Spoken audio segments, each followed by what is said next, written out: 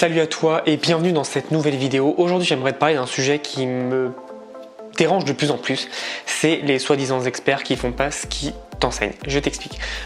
Comme tu sais, moi je fais beaucoup de print on demand et donc je parle beaucoup de print on demand, c'est logique. Mais il y a beaucoup de personnes en fait qui se disent experts dans un domaine et en fait qui font absolument pas ça ou qui l'ont fait pendant une semaine et que derrière ils se pensent experts ou qui ont lu un livre pendant expert.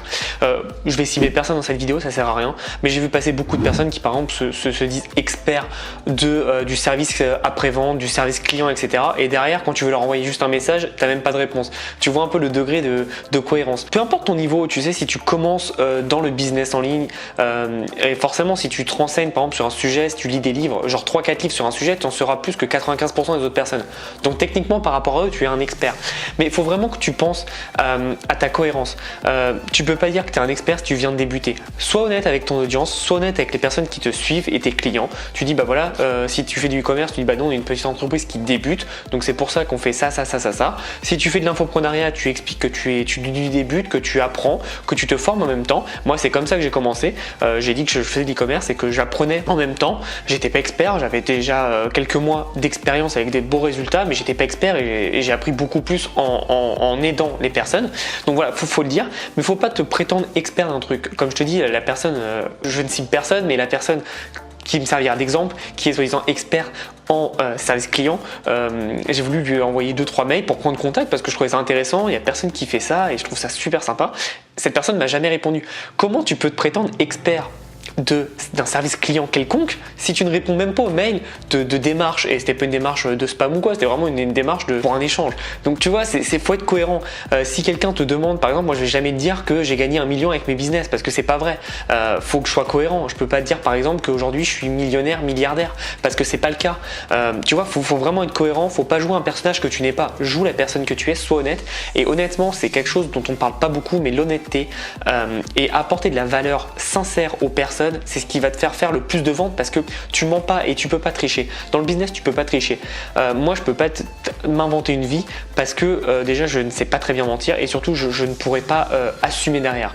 Là, tout ce que je dis, tout ce que tu vois, c'est la vérité et c'est ce qu'il faut que tu fasses, toi, avec ton audience, avec tes clients, c'est d'être honnête pour leur prouver que ce que tu fais, c'est éthique par rapport à eux. Donc, si tu dis que tu débutes, que tu es une petite entreprise, c'est vrai. Si tu dis pas que tu es une grosse entreprise, j'ai vu beaucoup de sites qu'on m'a demandé d'analyser où dans leur à propos ils mettaient on est une grosse entreprise qui fait ça, une multinationale. Non, c'est faux.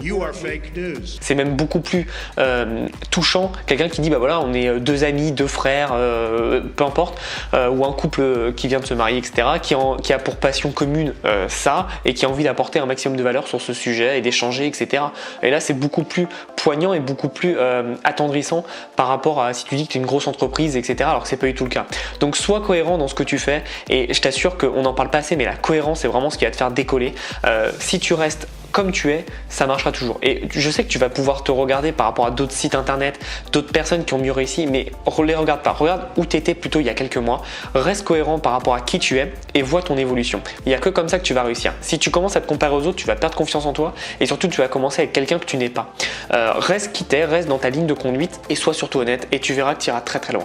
C'est tout pour aujourd'hui. Je voulais juste te partager ça parce que je vois beaucoup de personnes qui sont pas ce qu'ils prétendent et je trouve ça dommage parce que le business, ok, il y a de l'argent, etc., mais tu peux rester honnête et éthique quand tu fais du business.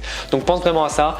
Aujourd'hui, petit appel à l'action, c'est juste suis-moi sur Instagram, tu vois des petites vidéos comme ça, je t'en partage tous les jours parce qu'il me passe pas la tête, etc. Et donc si tu vas aller voir, n'hésite pas. On est un peu plus de 1000 d'ailleurs en moins de 15 jours, donc merci à tous. Je t'explique dans une stratégie, donc dedans justement, je t'explique comment j'ai réussi à faire ça.